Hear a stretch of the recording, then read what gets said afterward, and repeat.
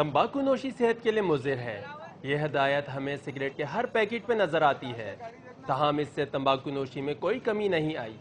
हमारे माशरे में तंबाकू नोशी के अलावा तंबाकू चबाने का रुझान भी बहुत ज़्यादा है और माहिरीन के मुताबिक ये अमल सिगरेट के धुएं से ज़्यादा नुकसानदेह है। गुटखा एक ऐसी शय है जिसे तंबाकू, छालिया और दीगर मुज़र सेहत अज्जा से तैयार किया जाता है और इसके इस्तेमाल करने वाले आम लोग इसके नुकसानात से बेबहरा हैं। नुकसान काफ़ी हैं मगर हमें कोई नुकसान आज दिन तक नहीं हुआ। पान का जो खट्टा चूना आप अंदर लेंगे वो नुकसान दे, आप अंदर नहीं लेंगे बाहर फेंक देंगे वो इतना नुकसान दे नहीं। जैसे एक चाय का आदी हो जाता है इस तरीके से गुटखे का भी आदी हो जाता है।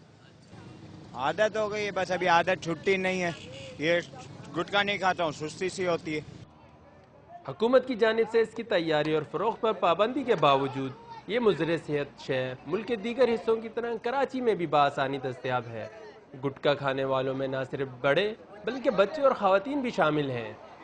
गुटखा नहीं खाते तो फिर आदमी बिल्कुल वो मदम मदम लगता है, यानी बेसुरा लगता है। खाने में मज़ा आता है, हमारा नशा है। मुंह में रहता है, बस काम करते हैं, बस फारिग हो जाते हैं, पिचकारी मार देते हैं साइड में, खत्म। गुटखे का इस्तेमाल लोगों की सेहत को बुरी तरह मुतासिर कर रहा है और मुतल्लिका हुक्काम को इस मुज़र सेहत शय पर पाबंदी के लिए मुयस्सर इक़दाम करने की ज़रूरत है। समझदार लोगों की पहचान है कि वो एक बार गलती करके संभल जाया करते हैं। अब अगर कोई जानबूझकर कुएं में कूदना चाहे तो उसे समझाना तो क्या, उसे बचाना भी मुश्किल हो जाता है। Haider Ali, Dawn News, Karachi.